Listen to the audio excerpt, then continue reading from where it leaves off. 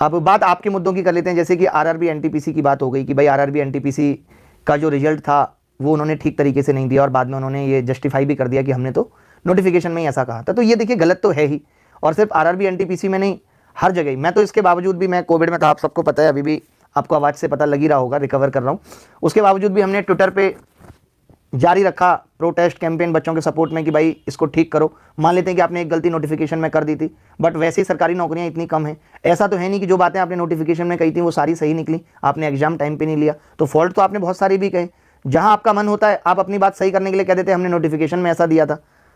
जहां आपको लगता है और भी चीजें, अगर विद्यार्थी यही चीज कहने लगे कि नोटिफिकेशन में आपने ये दिया था कि आप टाइम से एग्जाम लेंगे, वो सब तो आपने नहीं किया। तो देखिए अभी भी उस पर प्रोटेस्ट चल ही रहा है, और मुझे लगता है कि रेलवे को झुकना चाहिए। और इस वक्त तो चुनाव का माहौल है, आप सबके पास इतना अच्छा हथियार है ये चुनाव। मैं वो बताता हूँ कि जब से मुझे कोविड हुआ है, मुझे सरकार के यहाँ से दवाइयाँ बड़ा टाइम पे आ रही हैं, कॉल भी आता है। मुझे लगता है कि यूपी में चुनाव है, अगर मुझे ऑक्सीजन की भी जरूरत होती तो शायद सारे मुख्यमंत्री कैंडिडेट खुद ही लेके आ जाते। तो ये अपने फायदे के लिए इस वक्त आप देख रहे हो जितनी भी पार्टियां अपने अपने मैनिफेस्टो में फिर भी बेरोजगारी पे बहुत ज्यादा फोकस नहीं कर रही हैं। कोई भी पार्टी की आप बात कर लीजिए, तो आपके यहाँ जो भी कैंडिडेट वोट मांगने आ रहे हैं उनको कहिए कि भाई आप बेरोजगारी पे तो बात ही नहीं कर रहे, ठीक है। अब जिन बच्चों को देखिए सिलेक्शन हो जाता है, वो ये सोचते हैं कि यार सिलेक्शन हो गया, कम बच्चे हैं, ठीक है हम तो चलो निकल गए।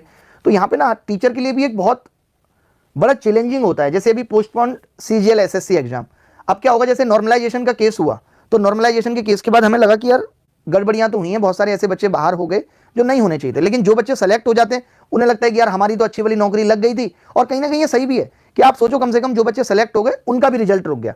तो अब ऐसे में क्या किया जाए, आप अपनी जगह टीचर को रख के देखिए कि वो टीचर क्या करे। एक तरफ बच्चा कहता है एग्जाम कराओ, एग्जाम होने दो टाइम पे, एक तरफ बच्चा कहता है सर इस वक्त ऐसा माहौल है, कोविड सबको हो रहा है। देखिए एक हफ्ता तो लग ही जाता है कोविड से रिकवर होने में, ऐसा नहीं है इस वक्त की ऑक्सीजन की जरूरत पड़ रही है, बट फिर भी एक घबराहट है, सेकंड वेव का एक डर है कि बिना मतलब भी ऑक्सीजन लेवल नीचे चला जाता है। तो ये सारी चीजें, तो हमें भी बहुत असमंजस की स्थिति हो जाती है कि यार हम कैसे किस बच्चे का सपोर्ट करें।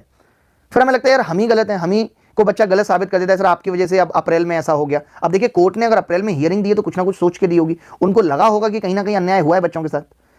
लेकिन दुख का विषय यही है कि यहाँ पे इतना टाइम लेने के बाद भी कुछ सही रिजल्ट निकलता नहीं है। आप जैसे 2017 को देखेंगे, इतने साल बच्चों की ज्वाइनिंग लेट हुई लेकिन लास्ट में कुछ हुआ नहीं, जिन बच्चों के साथ अन्याय हुआ वो होता ही रह गया। तो ये देखिए पूरे सिस्टम को बदलना पड़ेगा, इतना आसान तो नहीं है, वरना ये समस्याएं कभी जाने वाली नहीं है। अभी हम भुगत रहे हैं, फिर हमारे बच्चे भुगतेंगे और ये समस्याएं चलती रहेंगी। तो ये बड़ा मुद्दा बन गया है देश में, जिसपे कोई बात करने को ठीक तरीके से तैयार भी नहीं है।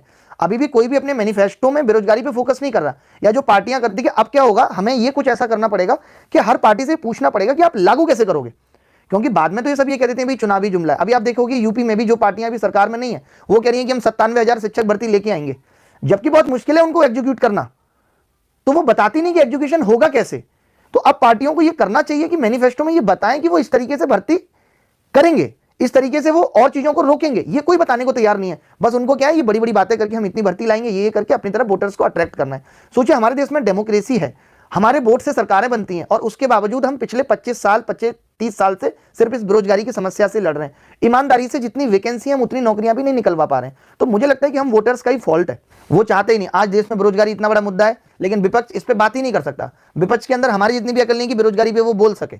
वरना आप ये बताओ, कुछ एमपीज तो हैं ही है ना संसद के अंदर जो रूलिंग पार्टी के नहीं है, बट उसके बावजूद भी वो नहीं रख पाते बात को, उसके बावजूद भी वो नहीं बोल पाते चिल्ला के कि भाई बेरोजगारी पे बात करो।